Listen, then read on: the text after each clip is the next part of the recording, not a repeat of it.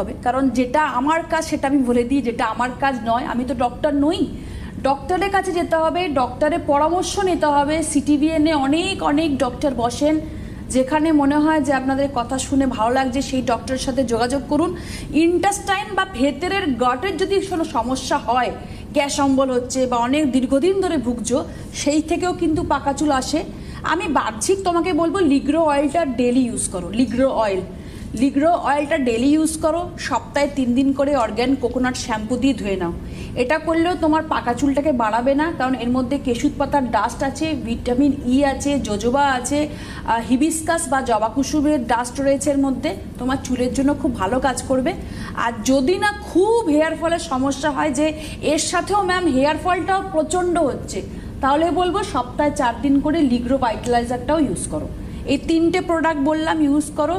অবশ্যই ডক্টরকে দেখাও। ইন্টারনাল সমস্যা থাকলে কখনোই তুমি এক্সটার্নাল কোনো প্রোডাক্ট ইউজ করলে রেজাল্ট পাবে না। সেটা লুইস হার্বালস ক্ষেত্রে আমি বসে থেকেও বলবো না, লুইস হার্বালস তোমাকে 100% কাজ দেবে, কারণ তোমার প্রবলেমটা হচ্ছে ভেতরের, তোমাকে সেটাকে সলিউশন করতে হবে।